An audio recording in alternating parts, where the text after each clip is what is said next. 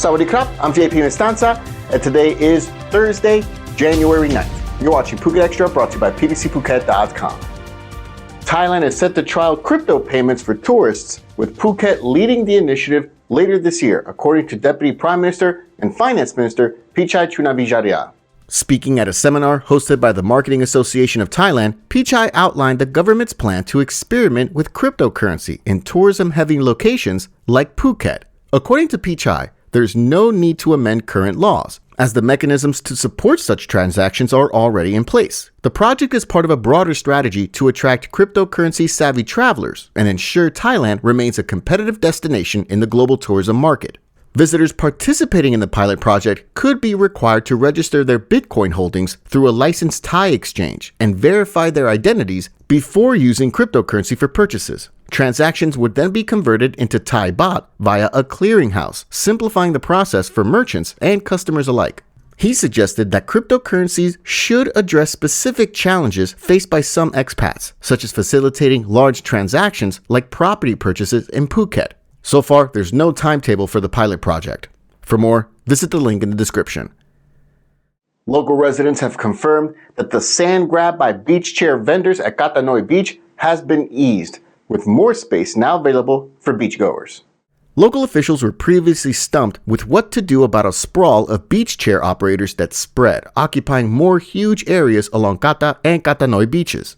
At Kata Noi, the usually quiet beach just south of Kata Main Beach had beach chairs along the entire length of the sand. Karon Mayor Jadet Wicharason last month told the Phuket News that he was aware of the surge in the number of beach chair operators now operating on the sands in his jurisdiction. He also insisted that all the new operators setting up on the beach have never received permission from Karon municipality.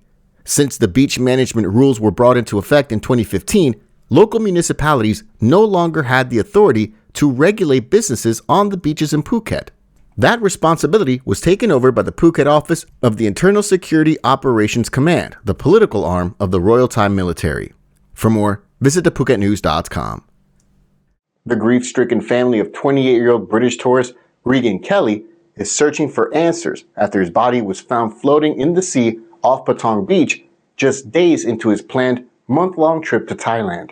Mr. Kelly, a building surveyor from South London, had been staying at a hostel in Patong when he disappeared in the early hours of January 3rd. CCTV footage from the hostel showed Mr. Kelly engaging in what appeared to be a heated conversation with an unidentified man believed to be a fellow tourist, an interaction described by his sister as visibly confrontational. Moments after the exchange, Mr. Kelly abruptly left the bar and headed toward the beach, with the man following close behind him. Footage from a nearby hotel captured Mr. Kelly sprinting toward the seafront, with the unidentified man trailing about 15 seconds later. The video ends abruptly, leaving the circumstances of Mr. Kelly's final moments shrouded in mystery. The following morning, parasail speedboat operator Traipop Buakai discovered Mr. Kelly's body floating face down in the water. Thai authorities confirmed his identity after his family reported him missing. Kelly's father and sister have traveled to Thailand to investigate the events leading to his death. They're also seeking clarity on the nature of his interaction with the unknown man, who may have been the last person to see Mr. Kelly alive.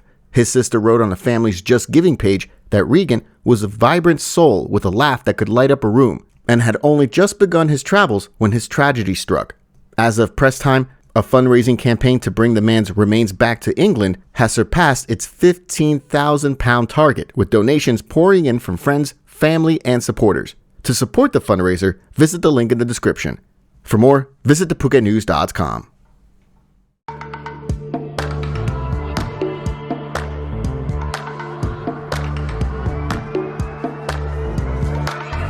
I was sure that it'll be easier to clear you from my mind. I wish you fall out from the window, take a bad trip to the ground.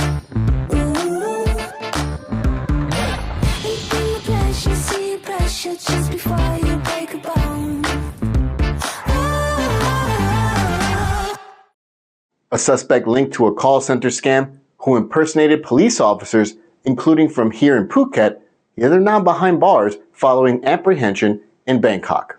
Officers from Crime Suppression Division 3 apprehended the 39-year-old suspect, named in their report only as Miss Manirat, at about 6:50 p.m. on Monday in front of an apartment in Samut Prakan province. She's alleged to have operated in a massive call center scam. The scam would begin with the victim would receive a phone call from someone claiming to be a DHL delivery officer. The caller would falsely inform the victim that a package containing illegal items like fake passports and ATM cards had been returned to China under their name. The call was then transferred to another person who impersonated a police officer at a police station right here in Phuket. The scammers alleged that the victim was involved in an 8 million baht money laundering operation and instructed them to transfer funds to an account purportedly for an investigation by the Anti-Money Laundering Office. Trusting the claims, the victim would transfer the money in 4 transactions, totaling over 200,000 baht to an account under the name Manirat. Victims of the scam eventually did report the incident to authorities, and during her arrest, Manirat denied all the charges. She was taken to a local police station in Samut Prakan for legal proceedings. For more, visit thephuket.news.com.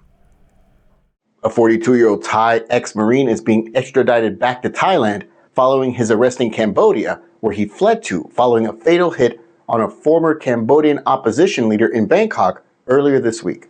42-year-old Kata Noi had fled across the border after carrying out the shooting of Lim Kanya on Tuesday evening in Bangkok. He was apprehended at a restaurant in Battambang province in Cambodia at around 4:30 p.m. on Wednesday afternoon. Police say that the suspect, also known as Sergeant M, had served in the Thai Marine Corps unit of the Royal Thai Navy and was currently working as a motorcycle taxi driver. He was found to have a criminal history and an outstanding warrant for asset-related offenses. Cambodian authorities are expected to prosecute Mr. Ekalak for illegal entry before extraditing him to Thailand. Lim Kim Ya was a member of the Cambodia National Rescue Party, the popular opposition that was dissolved by a court ahead of a 2018 election over an alleged treason plot. The CNRP said at the time that the charges against it were fabricated by the ruling Cambodian People's Party led by Hun Sen. The 73-year-old Lim Kim Ya had arrived in the capital just hours before the shooting on Tuesday after taking a bus from Siem Reap in Cambodia. He was shot dead in front of his wife and brother by a waiting gunman who fired 3 shots, now purported to be Kata Noi. For more, visit thephuket.news.com. We really appreciate you joining us here today on this edition of Phuket Extra, brought to you by pbcphuket.com. We'll see you again tomorrow. Until then, stay classy, Phuket. Phuket's rapid modernization has made it one of the world's premier holiday destinations. Investors can still buy quality condominiums for as low as $75,000 and luxury properties can go all the way up to 20 million. Condominiums in Phuket are a safe, secure bricks-and-mortar investment offering foreigners freehold ownership.